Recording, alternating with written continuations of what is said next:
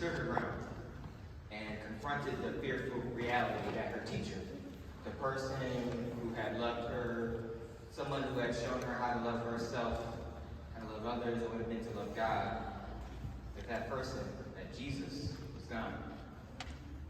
You see, genuine hope is always tempered by fear.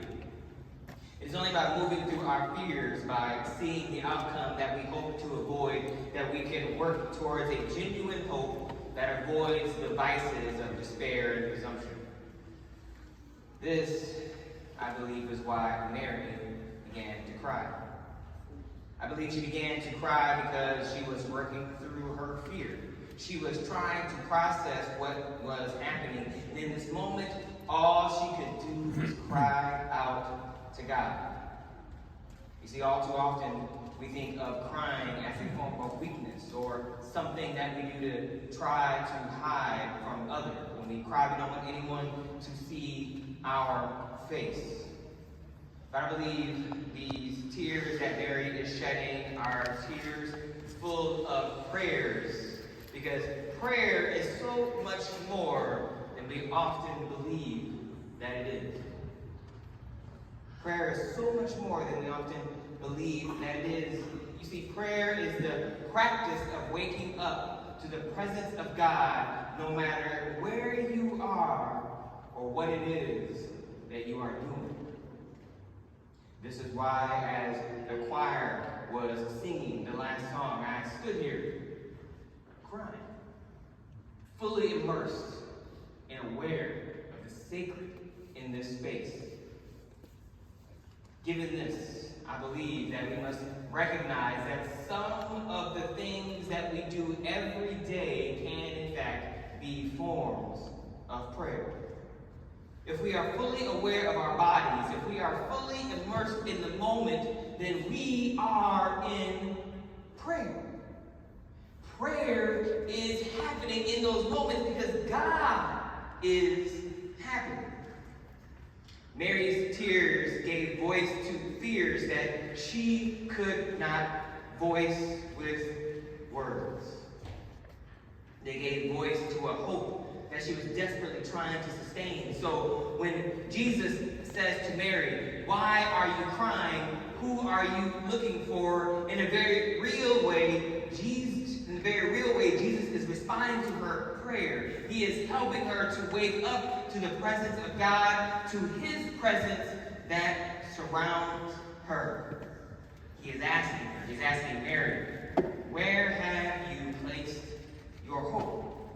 Have you fallen prey to despair or presumption, or are you working through your fears? Are you working through the fear that I might be dead, or the fear that someone has stolen my body, or the fear that you may not know exactly what to do next? Indeed, he's asking her, do you have the courage to hope? Do you have the strength to hope? Are you willing to do the work that hope requires, the work that hope inspires you to do? In this sense, I believe that hope as a spiritual practice is a discipline. When we feel pulled towards despair and feel like nothing we do will make a difference, when we feel pulled towards presumption because it is easier to believe that things will just work themselves out, it is in those moments that we, like Mary, are standing in front of an empty tomb and we are forced to make a choice. It is in those moments when we have to have the discipline to hope. It's in those moments when we have to have the discipline to do the work that hope requires. You see, hope requires us to vote for and put pressure on local officials to meet the needs of our unhoused neighbors. You see, these folks need clothing, food, and shelter. When you look at all the money in this city, there is no reason why anyone should be without a place to live.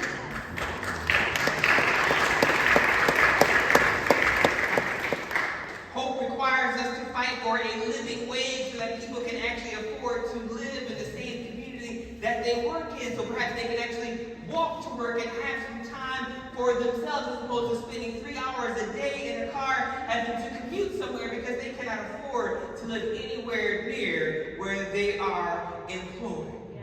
Hope where all people can feel safe and know that they belong regardless of race, gender, class, nationality, or sexual orientation. Hope requires us to speak out against unjust wars where thousands of innocent civilians are dying from illegal military action, and collective punishment has created the conditions for famine where thousands of children are expected to die. Hope requires us to call out and speak against such injustice. Amen. Hope requires us to teach our children to love themselves for who they are, to love the truth of who they are, to know that they are created in the image of God, so they are resilient in the face of the binary and rigid labels that our society will try to give them, so that in the moments they are discovering the truth of who they are, they can be grounded in love, grounded in family, and grounded in community, so that they know whoever they are becoming, they are still a beloved child of God.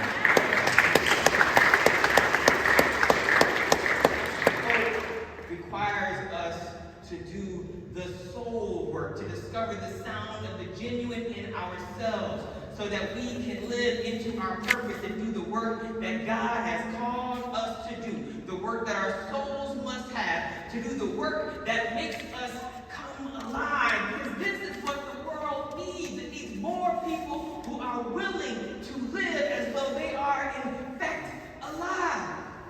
Hope requires us to do more than just merely exist and be. Hope requires us to have the courage to live, to take the risks to live, to take the risks to go into the world and create the world that we know God has called us to create. This is why hope is a discipline.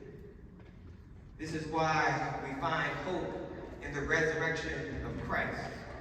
A hope not only grounded in his defeat of death, a hope found in his teachings of love, of solidarity, justice, teachings that give us the courage, the strength to live. Amen? Amen. Amen. I invite you to turn to your neighbors and engage in a conversation question listed in the bulletin for the next few minutes. What does it mean to you to have the discipline to hope? What does having this kind of hope mean to you? And where do you see hope in the world today? I know when I see my son and other kids running around playing, this in so many ways gives me hope. When I see how many people showed up for an afternoon Easter Sunday, this gives me hope. So I'm excited to hear for y'all to have this conversation, to discern where did you see